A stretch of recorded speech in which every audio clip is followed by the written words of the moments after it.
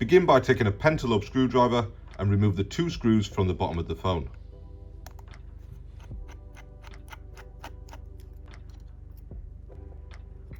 Next, take a single-sided razor blade and insert it into the very bottom of the screen, between the edge of the screen there and the edge of the chassis. Make sure that it touches the bottom of the chassis, and then bend the blade backwards to begin lifting the screen away from the phone. This will create a gap between the chassis and the screen. Add a couple of drops of isopropyl alcohol into that gap and pry it up enough so that you can fit a guitar pick into the small gap and begin running it along the edge to separate the screen.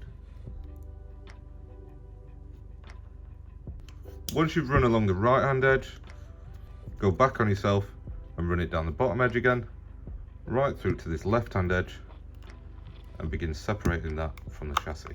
Add a couple more drops of isopropyl alcohol until the majority of the edge is separated from the chassis.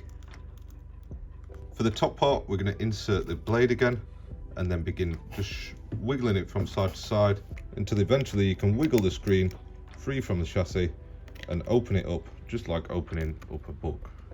So that you can have both hands free to work on the phone, take a heavy object like a mug to lean the screen on whilst you're working inside the device. Now we'll take a tri-wing screwdriver and remove the 2 screws holding down this shield that protects the screen connector and battery connector. Remove the shield with some tweezers and keep that safe for reinstallation later. Use a plastic spudger now to disconnect the battery, isolating power from the device.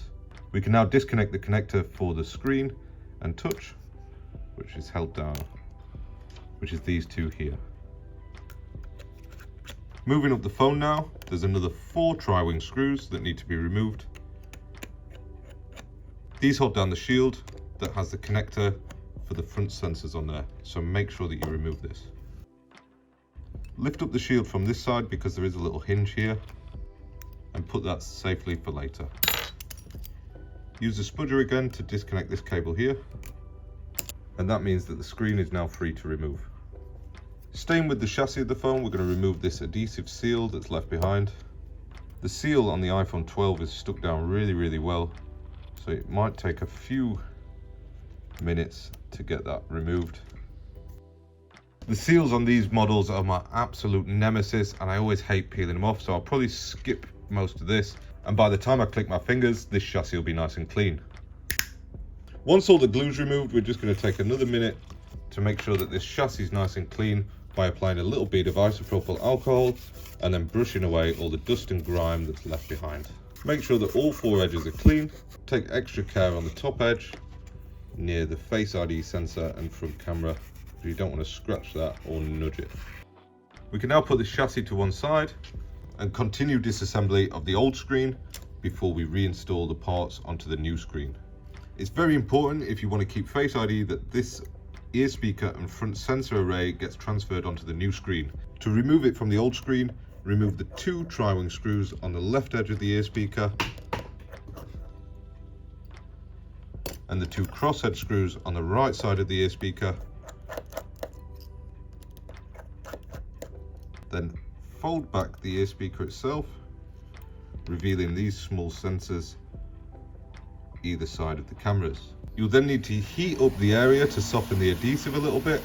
I'm using a heat gun, but you can use a hairdryer if a heat gun isn't available. I'll then use tweezers to pick out the proximity sensor, ambient light sensor, and front-facing microphone. With that now released, we can get hold of our new screen. The screen that I'm using today is an X07 soft OLED display. It comes with the adhesive as well as the new screen. Remove the film from the back of the screen there and begin lining up this front sensor flex with the ear speaker by lining up the proximity sensor first into its little hole that it sits in. You can then secure down the microphone, followed by the ambient light sensor at the very top. This guy keeps flicking out. Let's just apply a little bit of pressure with the tweezers to hold it in place whilst I fold over the ear speaker now. Holding that in place, I'll re-secure the 2 crosshead screws on the right side and the 2 tri-wing screws on the left side. Just a note that the smaller of the 2 on this left side goes at the top here and the larger one on the bottom. We'll peel off the rest of this protective film now. And now this screen's ready to install onto our phone. Like I said before, these X07 screens come with this dust and moisture resistant seal. Apply that to the chassis before installing the screen. And once it's lined up, use the back side of the spudger to ensure that it's sat neatly around the edges of the chassis.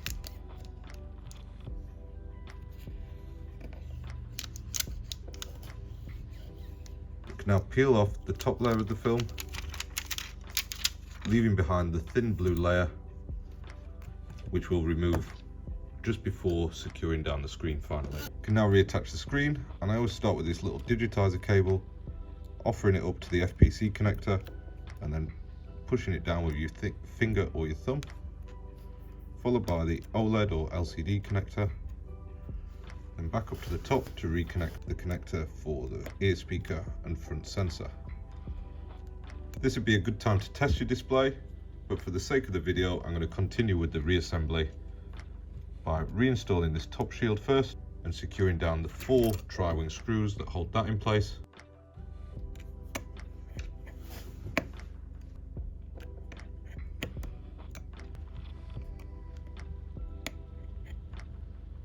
Then we'll move back down, reconnect the battery, followed by that small shield there and the other 2 tri-wing screws that hold that in place.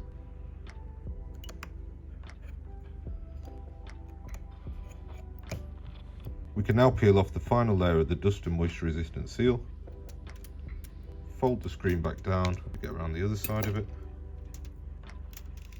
And the easiest way to secure this screen is to go in at the top just here, make sure that it's sat nice and flush with the chassis, move further down the device, pushing the edges in and securing it into place. There's just the 2 pentalobe screws in the bottom now.